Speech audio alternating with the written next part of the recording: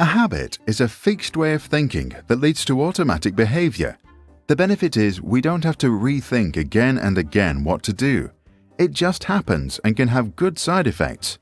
But a bad habit can also hurt us or hold us back from progressing. Although, like anything, we can learn and unlearn them. But first, let's try to understand where they come from. Habits are made by experiences creating fixed ways of thinking inside our brain. To explain this, let's compare what happens inside your brain to what happens on a farm. There is a farmer named Joe, his vegetable garden, the chicken shed, and a mailbox.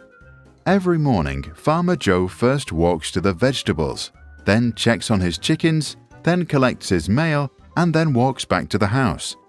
After a few days of this routine, his trace becomes more visible on his farm. After a few months, the trace becomes fixed pathways, not only on his farm, but also inside his brain. One night, Joe has a magical dream where he discovers his love with all living creatures. The next day, he sets all of his chickens free. The funny thing is though, instead of adjusting his behavior, he still walks blindly from the vegetable garden to the chicken shed. The trace on the ground and inside Joe's brain is now just too deep.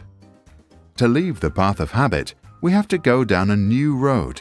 This takes time and multiple repetitions of our new desired behavior and willpower to keep going. A habit is often a response to a certain trigger, which is followed by a routine and usually ends with a reward. This is also called a habit loop. Joe's trigger is the vegetables.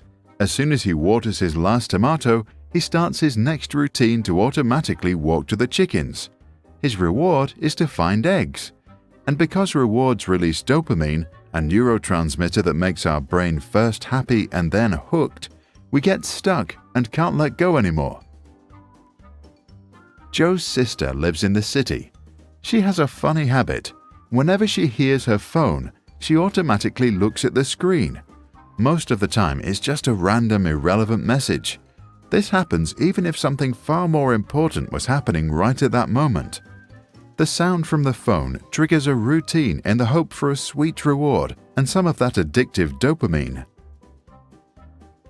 To change a habit, journalist Charles Duhigg recommends redesigning the habit loop.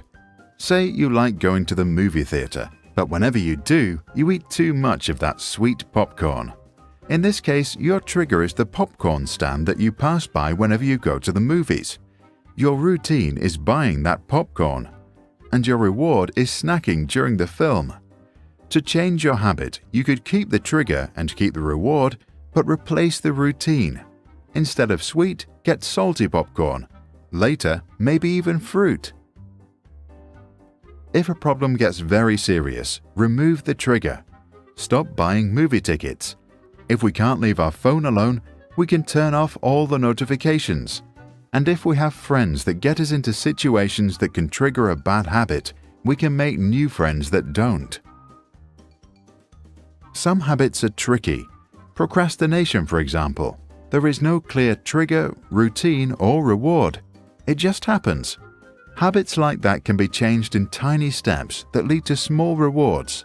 Next time you procrastinate, try to make some short breaks in which you focus. Your trigger can be the full hour on your clock. Once you hear it, focus on your work even if it is just for 5 minutes. After, reward yourself with a piece of chocolate.